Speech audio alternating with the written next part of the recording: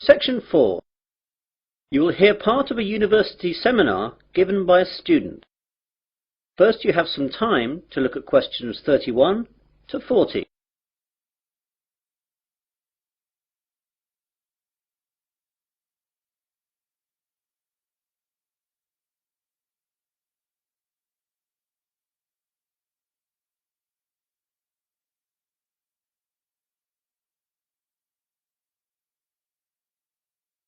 Now listen carefully and answer questions 31 to 40.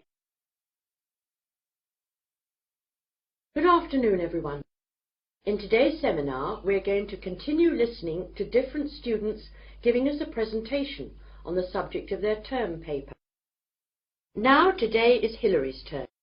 So, what are you going to talk about today, Hillary? Well, some of you will know that I was brought up when I was young in Japan, and I'm going to do my term paper on Japan's bullet trains, which have revolutionized their rail industry. Japan's main island, Honshu, is covered by a network of high-speed train lines that connect Tokyo with most of the island's major cities and Fukuoka on the island of Kyushu.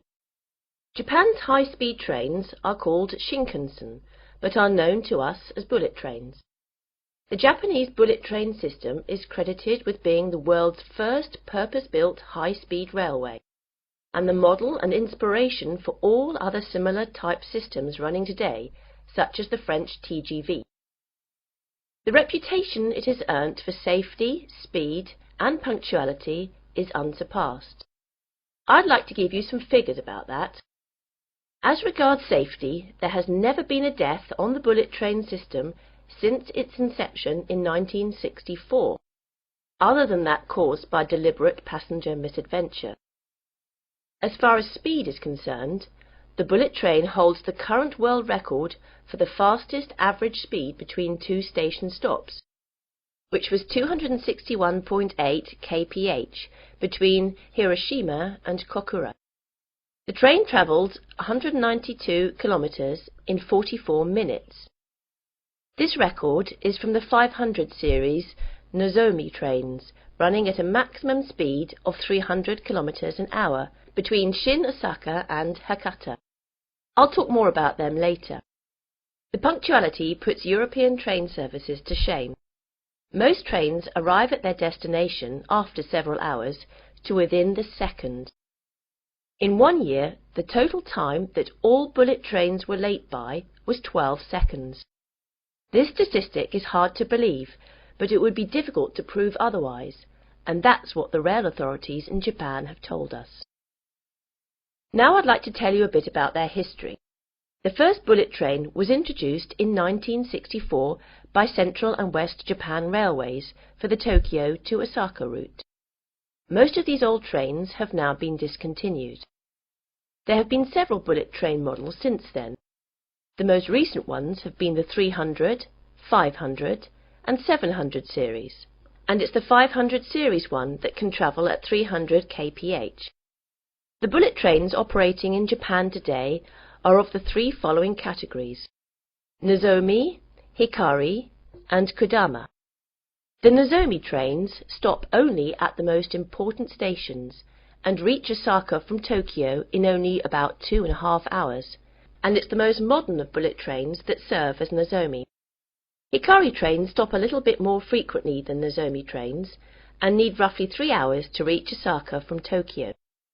Kodama trains stop at all stations, and they are the local trains among bullet trains. Older models of bullet trains serve as Kodama. I'd like now to talk a little bit about the technology involved in bullet trains. The Shinkansen bullet trains consist of electrically powered cars. That means basically all individual cars are equipped with electric motor driving systems. This is in contrast to locomotive trains, in which the locomotive pulls the passenger coaches. The realization of the high-speed Shinkansen with the electric train system had a great significance. The French Train à grande vitesse, or TGV, runs on a centralized power system, in which the heavyweight, high-output locomotives at both ends pull the passenger coaches. It's a system suitable to European railways, which run basically on straight tracks in wide plains with solid foundations. However, it is unsuitable in Japan, where the ground is flimsy and the tracks full of curves and undulations, and intercity distances are short, making it necessary for the trains to accelerate and decelerate frequently.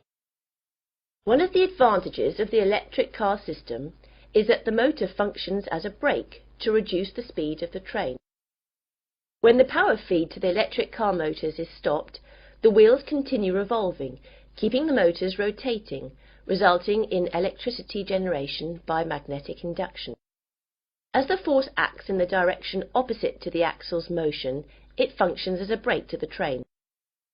All the motors equipped on each coach can be utilized effectively to reduce the speed, making the electric train system advantageous on Japanese railways, which involve frequent deceleration and acceleration. In addition, by virtue of the remarkable progress achieved recently in semiconductor technologies, the electric train system has undergone tremendous improvements in power, operability and safety administration, so the system is becoming increasingly advantageous. That is the end of section 4. You'll now have half a minute to check your answers.